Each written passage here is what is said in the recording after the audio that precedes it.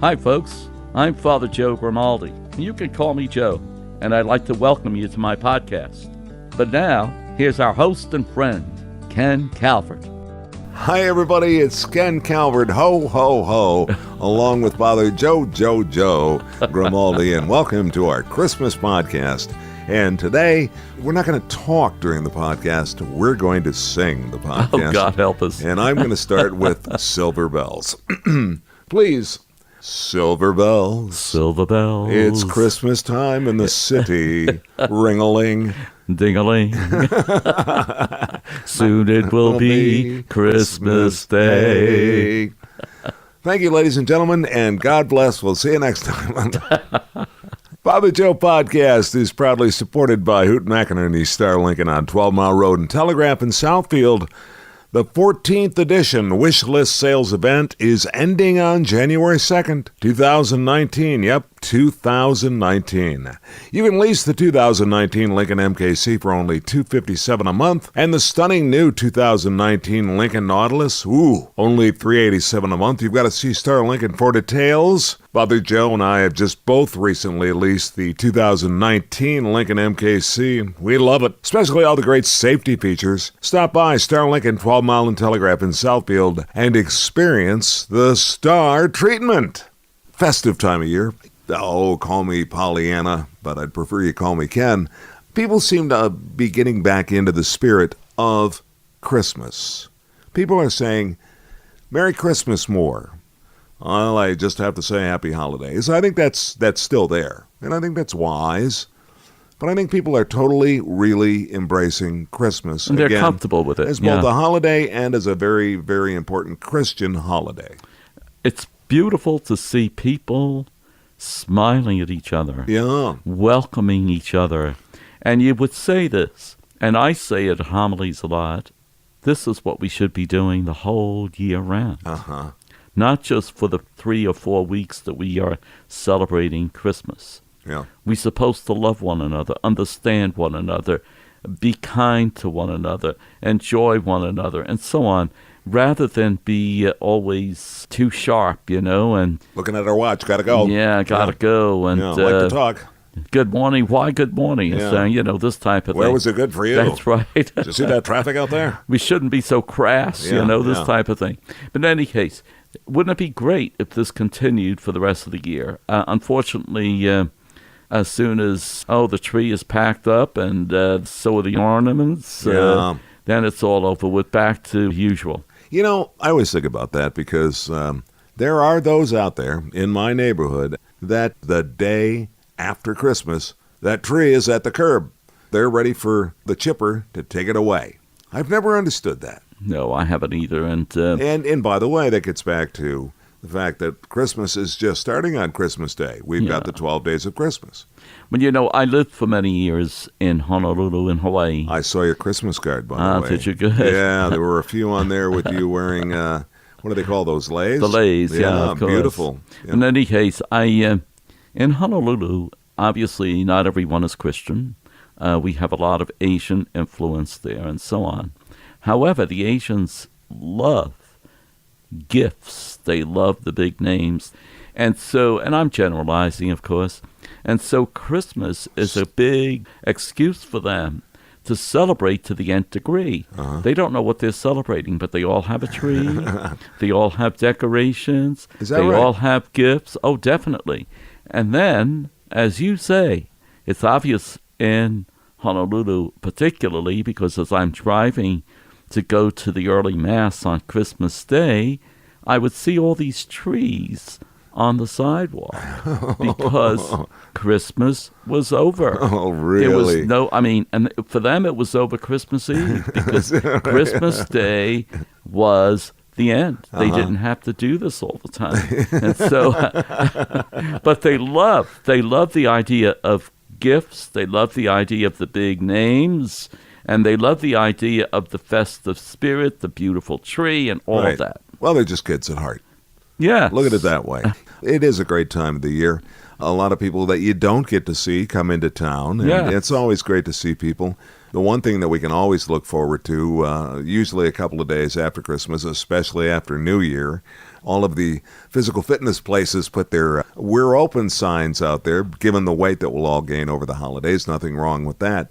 But it is just a great time of year. I get excited. I'm smiling just talking about it. I think it is. I enjoy it a lot. I yeah. mean, that's certainly one of the biggest holidays for me. Yeah. I really enjoy that because of the people, because of all of the activity that occurs during this time. Let's talk about the actual service, Sure. Christmas Day, okay? Naturally, the church is probably packed.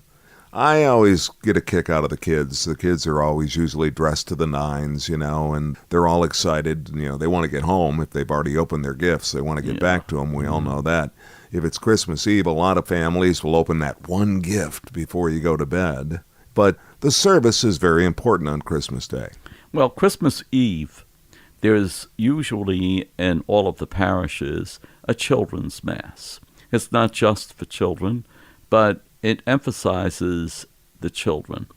And they usually have a pageant, the birth of Christ. You have the little angels, and you have Mary Right. and Joseph, and who's Yeah. going to be Jesus, and all of this other stuff. Yeah. And everybody participates, and that mass is packed with the parents and the relatives who are visiting yeah. from out of town, and so on and so forth.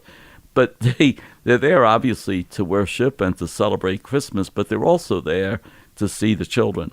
Now, the good sisters used to make sure that as many kids as possible would be in the pageant, even if they were not the main actors. Sure. They would be in the chorus, and they would be...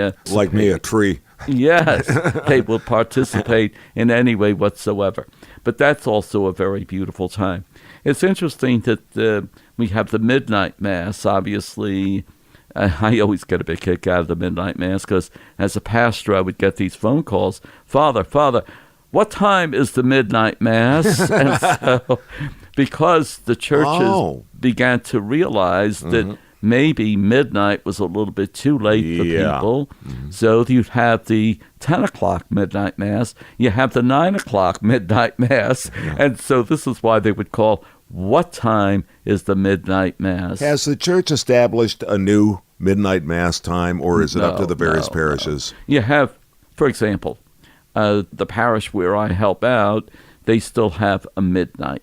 They do. At midnight mass. Yeah. But they have others. I mean, so at 4 o'clock, at 6:30, and they do. 7 o'clock, there's Okay. a lot of masses that occur Yeah. on the eve of Christmas. Then Christmas Day, you have those people that are very traditional. They don't want any of that, or because of physical reasons, they're too tired. They can't go to the midnight mass. And I'll be honest with you, I have a hard time participating at midnight as well. Yeah. So I would rather go at 8 Don't it? o'clock. Yeah. I have the 8 o'clock mass this year. Oh, do you? But I do. All right. 8 in the morning. But we have the full range of masses on Christmas Day as well. But I think the ones that are very populated would be, and it's interesting too, many of the masses have readings and carols. It's a beautiful, beautiful setting. The place where I help out, there's a stone chapel, which is beautiful. And they have a first-class organ and an organist who's superb, as well as beautiful voices, beautifully trained voices, also the bells that they play, and so on and so forth. I like the bells. Yeah. That's cool. Yeah. And so what would happen is that on the Sunday before, or on any given day, they set aside a time for just the readings and the carols.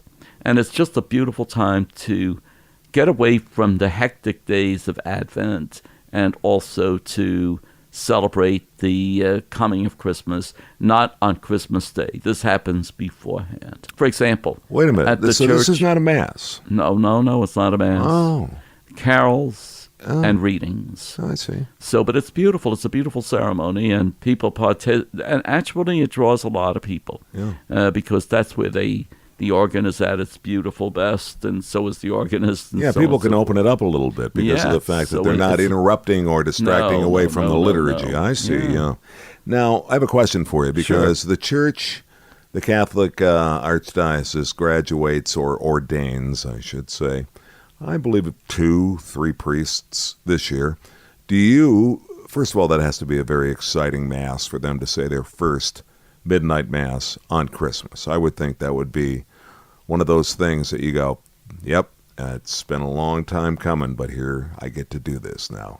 Do you remember your first Christmas Eve Mass or your first Christmas Mass? Of course I do. As a priest? Are you tying in the ordination? Is that what you're doing? No, I'm not tying in the ordination. Oh, okay. I'm talking about the priest who has been ordained, and this will be during the year. Okay. During the year. Yeah. He's now with a parish and is about to say, as an ordained Catholic priest, the first midnight Mass. You see, there's first of all, they're at an age where they have a lot more energy, and they can really truly participate and be at their best singing, because there's a lot of singing that occurs, especially if you do what we used to call the solemn high masses.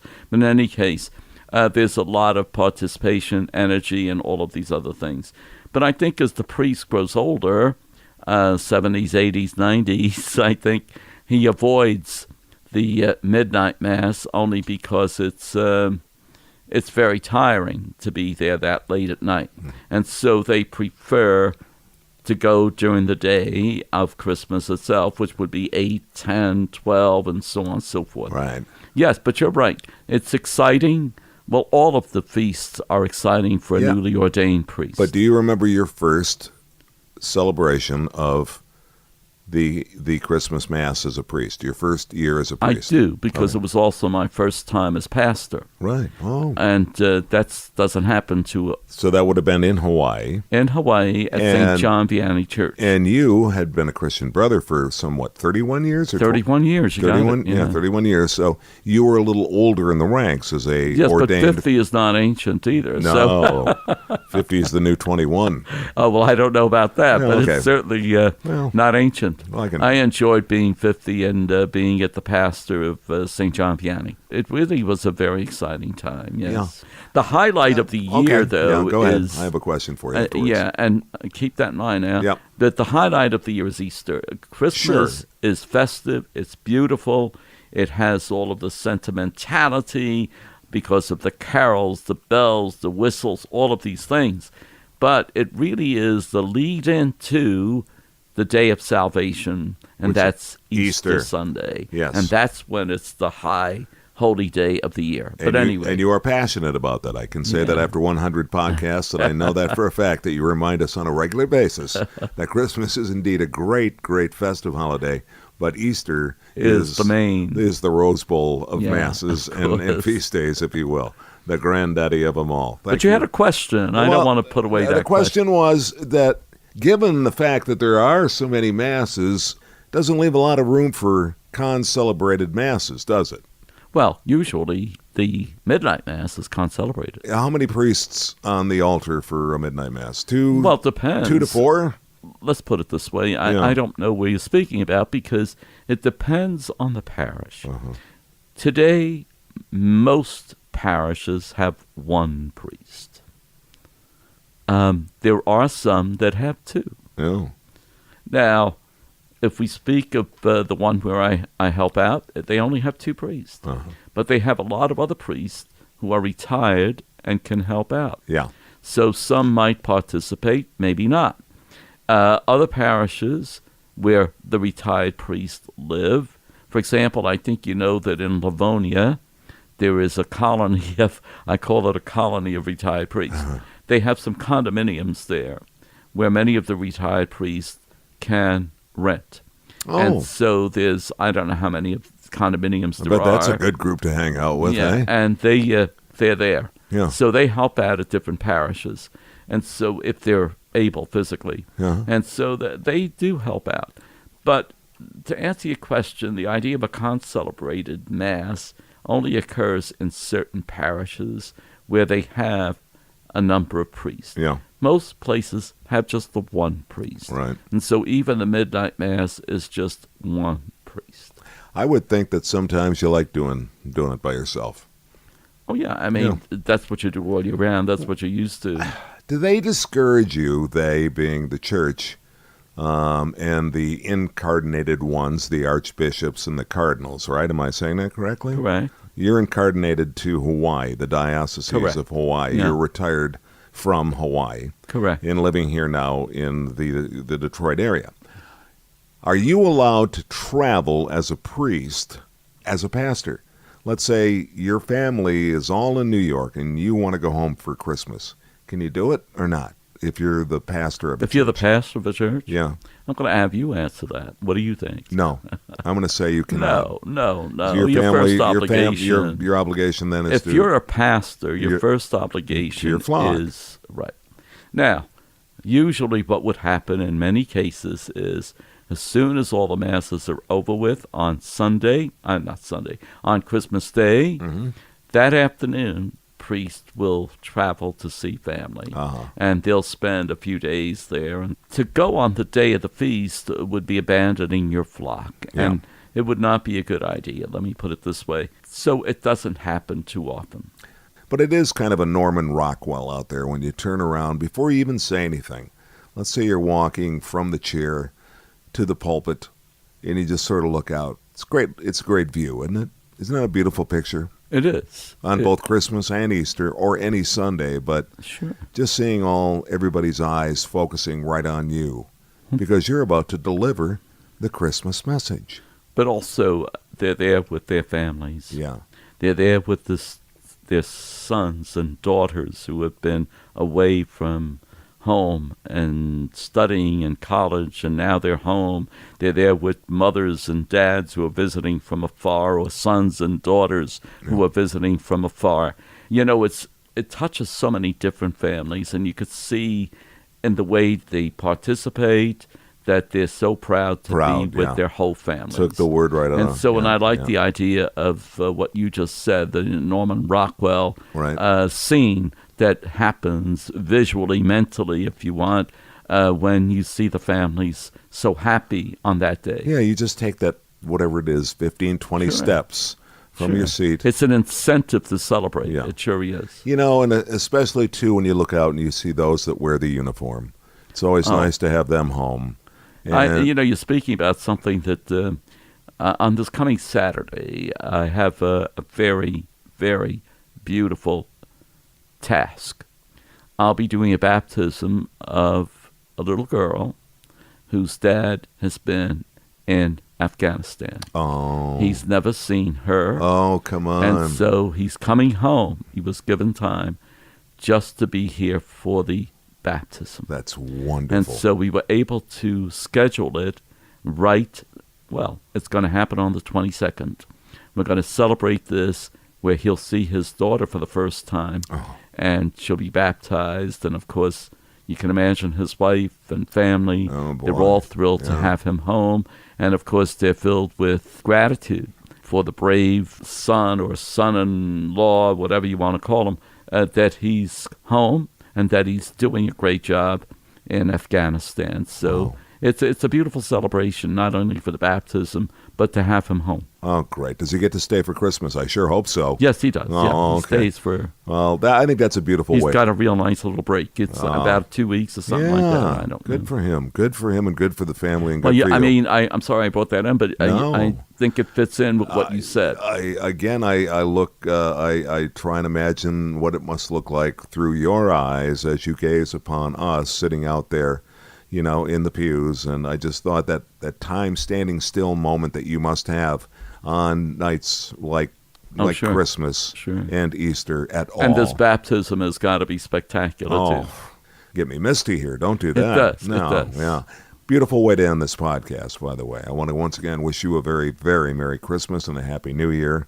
And thank you for everything, all of the effort that you've put into this podcast. I love it, and I thank you very much. I love it, and I wish everybody a very blessed Christmas.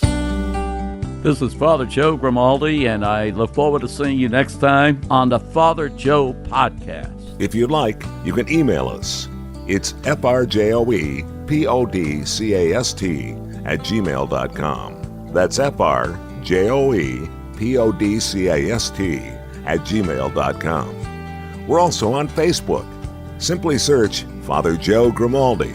And thanks for listening, everyone.